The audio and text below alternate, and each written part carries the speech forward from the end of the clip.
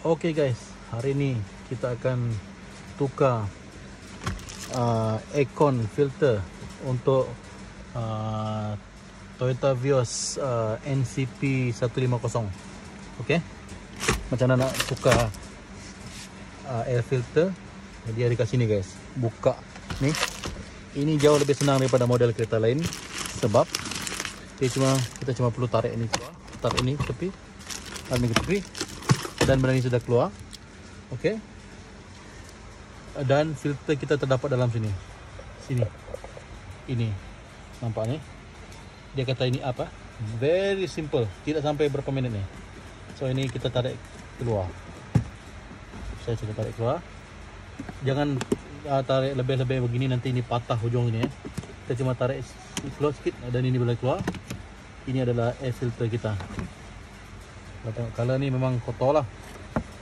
Hari tu saya sempat berus sebab tak ada spare kan. Kalau tengok sini debu ni, memang debu. So kita kena tukar ni. Dalam sini ada apa? Agak debu lah. Kalau boleh kita lap ni guna tisu ke, guna kain tisu basah ke, kain ke apa ke, kita lap. Tapi terlebih dahulu kita kena tukar ni nantilah. Kita akan tukar ni nanti jugalah. Ini adalah cabin air filter lah. Berdebu berdebu, sangat berdebu. So kita akan tukar. Sebelum kita pasang air filter yang baru, kita kena lap pasal ni lah, at least kurang-kurangnya kan, guna tisu basah ataupun kereta punya tisu untuk mengelap kereta lah. Tisu pengelap kereta yang saya beli dari Mr. DIY lah. Saya akan guna tisu ni untuk lap di dalam sana. Okey, simple. Lap, asas lap saja ni.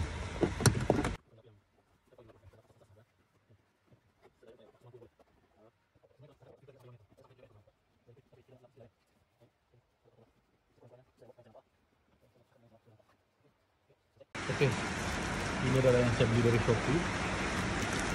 Dimension dia lebih kurang sama. Dimension lebih kurang sama.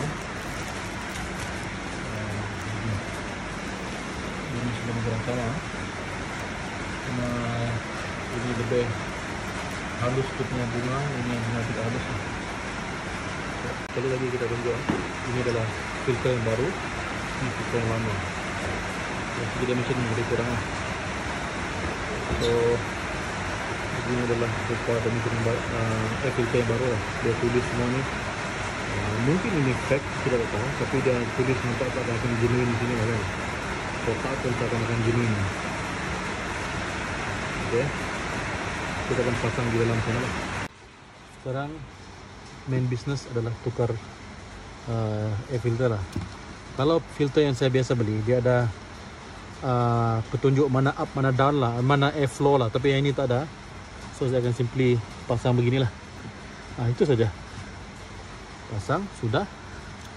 Penutup tadi kita letak sini, kita cucuk ke dalam sana, pump. Sudah, settle. Lepas tu, yang ini kita betulkan bawah sana. Betulkan kaki dia dalam tu. Kaki tu, betulkan.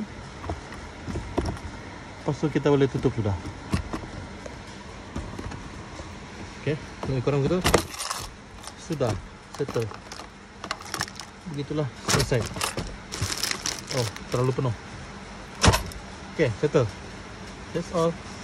Semoga bermanfaat perkongsian. Boleh buat sendiri.